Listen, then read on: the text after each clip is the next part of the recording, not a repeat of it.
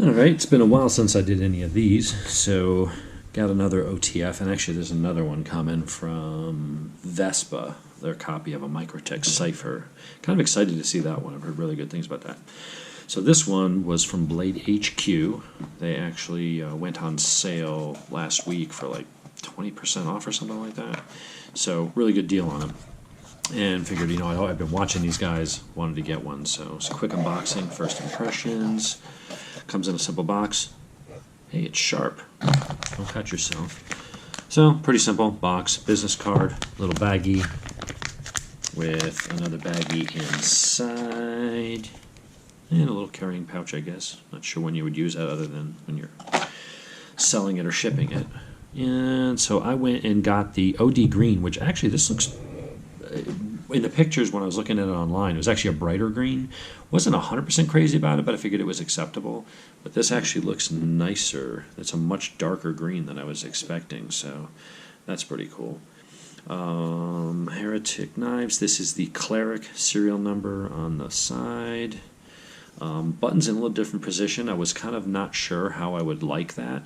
I'm used to having OTFs on right here, where it's kind of natural for me. But actually, I guess if you're pulling it out of your pocket, you can be grabbing it like that, and instead of having to shift your grip to deploy the blade, you'd have it right there. That's actually, maybe that'd be kind of cool. So, got a decent amount of heft to it, just for comparison size. I'll pull out some other knives here that we can compare it to. I've got my two Vespas. I've got my Brian tie. I've got a Hogue Contour. Love that knife. That thing weighs nothing. And then I've got probably my favorite OTF, although I wish it was bigger, and I do see that now they have a larger Guardian Tactical Recon. This is the 035. They got an 040 that's about 25% bigger. I'm probably going to pick one of those up. But in any case, these are what we'll be comparing it to, size and blade style and stuff. So let's see what the blade... Ooh! That's actually smoother than I was expecting. The button is smooth. Maybe that's one of the reasons why they put it on the side. Maybe that gives them some extra room in there to have this not ride and rub on the frame, because actually it doesn't show any rub marks. So that's smoother than I was expecting. That button, it's got fairly good spring resistance, but it doesn't really have any grittiness to it. It really is... It's a stiffer pull than my Guardian Tactical. This is extremely smooth because of the steel polished plate that this rides on with the ceramic ball bearings, and it takes almost no pressure. Now, I would say the blade doesn't fire out as hard, but that's okay because that's less battering on the frame and stuff like that. When it slams to a stop here or slams back in, I think that'll probably last longer. A lot of people like a really fast firing, high power spring because it's cool. But I think at some point that metal stop, the steel stop that's part of the blade, and there's a machine stop here in the aluminum, I think that would kind of just beat the crap out of it over time. And then you might get a little more wobbler play in there as that steel continues to hammer the aluminum. And it's hard anodized aluminum, but between the two, the aluminum's going to give out way before the steel does. So having a hard spring, I think, would accelerate that wear, whereas I feel like I could do this like 10,000 times and it really wouldn't change anything. That's my Guardian Tactical. For size, definite difference. This is a 3.3-inch blade. This one here is a 3.5. So the blade is... What's interesting here is the handle on the Guardian Tactical is really smaller, but the blade is not that much smaller. You're looking at a difference here. Well, I guess 3.3 to be 3.5. I guess I don't know what I was expecting it to be that much bigger. The handle's a lot bigger, which this I would say the handle is more proportional to the blade size, but for a big hand, it's a little small to me when I'm trying to deploy it. I'm feeling like I'm kind of having to shift my grip enough and kind of hold it with my fingertips while I deploy it, and it's just a little skinny. It's kind of like trying to grip a pencil really hard if you got big hands. I really like the knife. It's great. It's very discreet. Sits in a pocket. But when I grab like one of my Vespas, like a copy of the Combat Trudons, whatever the hell they call it, these are a nice, satisfying. I can keep a good grip and really kind of grip it in my palm instead of having to move it out here to get my thumb up in place. And I can fire those really nice and then have a nice grip. Same with this one, and same with my Brian tie. That one's got a good deployment too. Really like that one. But in any case, this one's got a blade not much bigger than that, but actually the handle is a good bit bigger. This texture is weird. It's not anodized. Like these are anodized aluminum. Very nice, and it's very smooth, and it feels durable. Yeah, I know this is a little shiny and Mall Ninja. Don't care. I just thought it was a really cool looking blade, and that was the color they happened to have in stock for the handle, so I can live with that. But these are all anodized. Same thing here, anodized. This is weird. It almost feels like a coating, like it's got a rubbery kind of texture to it. There's no pebbling. There's no machining here. You do have jimping on the sides here. Not real aggressive, but enough that it actually, the knurling does kind of grip your hand. But this almost feels like it's got a little bit of a, I don't know how to describe it. It's got like this kind of rubbery almost feel to it, but it's anodized, I guess. I don't know. I'll have to research that. The blade is 154 cm, so maybe a step down from, I think, the Hogue Contour. This one is CPM S30V, so maybe those two are comparable. These ones are S35VN, both of those. I really like that blade, man. Stonewashed S35VN. This one is CPM 154. So pretty much the same steel as whatchamacallit, the Guardian Tactical. And I believe the Brian Ty is also S35VN. So the Vespas, which actually are the cheapest of all of these, the Chinese ones, and these have been tested, not my particular knives, but people have bought these knives instead of these really Bowler M390 and S35VN, so they sent them off to be actually tested with a metallurgist service, and they came back with a full report of the makeup of the materials and the Rockwell hardness, and they are legit. The Chinese are actually using premium steels in those. This is also, but this is kind of a production custom from Brian Ty, so that's going to have a premium steel. But all these are good. I mean, 154 cm. I'd be fine with D2, you know what I mean?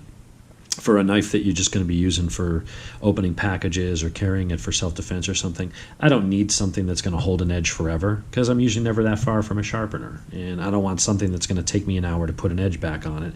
I want to just zip it through a couple of ceramic guide rods, and as long as I haven't chipped or bent or done anything bad to the edge, it's usually just a matter of rolling that fine edge over a little. You just give it a few zips and bring it back to straight, and you're right back in business. Really good action, very smooth. I would say weight-wise, nothing's as light as this thing. This thing is G10 scales with a aluminum skeleton frame underneath. This thing you forget is in your pocket. This knife, yeah, it's definitely heavier. It's lighter a little bit than the Combat Trudon, which is about the same size actually. So weight-wise, it's not really light. It's not gonna. You're gonna know that this is in your pocket. This knife, probably about the same, maybe a little heavier. I should probably get a scale, but I would say this is probably around the 4.5 ounces or so. It's around a quarter pound. Just a little bit under these, and just a little bit under these, and way over that. Nothing's as light as this one. At least out of the ones that I have. But so far, I like the Stonewash. The high polished blades look shiny and flashy. I don't tend to like them because you're going to scratch them at some point and scuff them up. And so I tend to like the Stonewash because it's already scuffed up. You won't even notice it. This is a Tanto blade.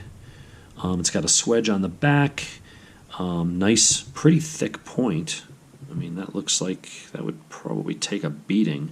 And it's got actually hollow ground. So you've got a compound ground. I think I'm using the right terminology.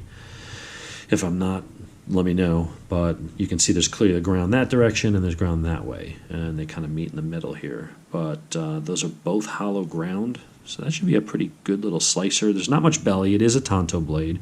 So this is meant more for stabby things. But obviously it's going to cut whatever you want. But if you were looking to, do some kind of food prep or, slicing through things, instead of stabby type stuff, having a little bit of belly like that one. That one's got a, decent amount for a drop point. And the Brian Ty, again, drop point, or is that a clip point? Don't remember which. But that's got a nice bit of belly right there. So these will be a better slicers while still being pretty stabby. And I guess people get bent out of shape about, well, this one's better for that. For what the average person's using a pocket knife for, or what you might use it for if you came to like self-defense, You know, if you didn't have access to a firearm and you were going to use a knife, which isn't my recommendation, but always go for the gun first. But if you had to use it, it's not like you can't stab someone with any of these, right? I mean, they're all going to do damage to soft tissue and pierce through clothing or whatever you need them to do.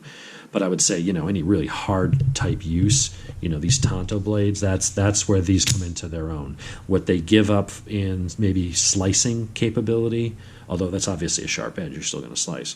They make up for it by having these really strong piercing points where if you wanted to stab that into a 50-gallon drum, you know, you'd be less likely to break off the tip and you'd probably pierce further on something like this if you had to pierce through something hard than you would with one of these fine points. So these might be good for slicing or more delicate work, whittling and stuff, but you give up a little bit of that strength for that design. So anyway, we put these away.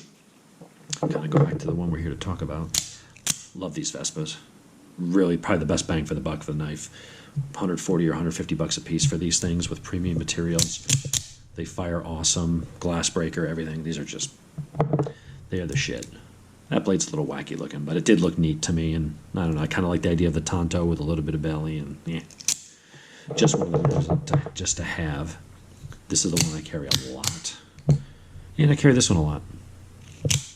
So let's get those out of the way and kind of go back to the Heretic. So different pocket clip. I know some people don't like them. They do sell different ones that are more of your conventional ones.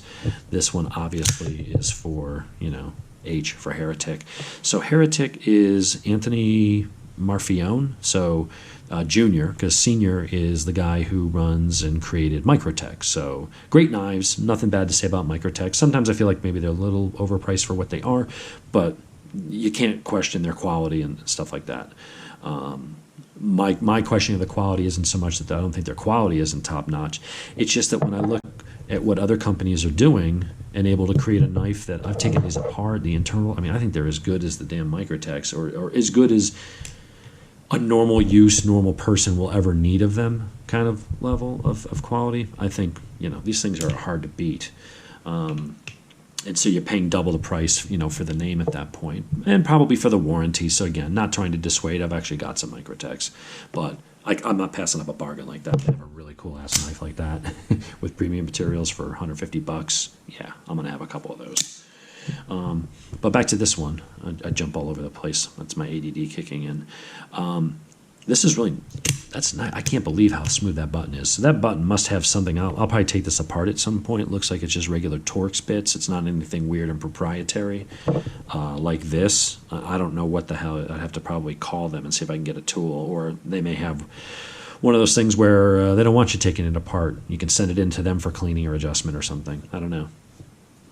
That's a really nice knife, though.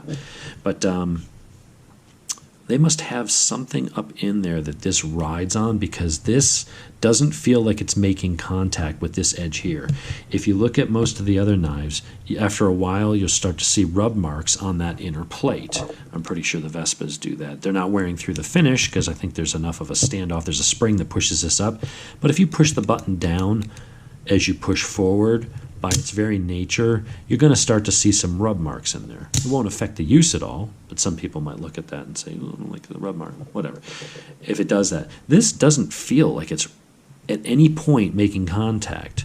It looks like it's riding a few thousandths of an inch, and it doesn't, here when I push on any of these other ones, there are springs in there that push the button up and away, and so see that there's like that little bit of wiggle. I don't feel that here. Nothing. It doesn't feel the move. Actually, the Guardian Tactical doesn't. That one doesn't either. It looks like maybe the only ones that do are the Vespas. Maybe that's why I'm going to pay 150 bucks. But no rubbing on there. So this must be riding on some kind of internal polished track.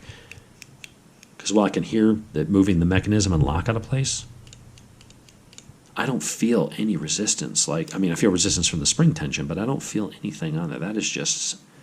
That is smooth. I've been saying for a while that these Guardian Tacticals are the smoothest.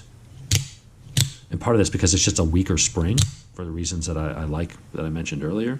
But that ceramic bearing and the way they do that is really light.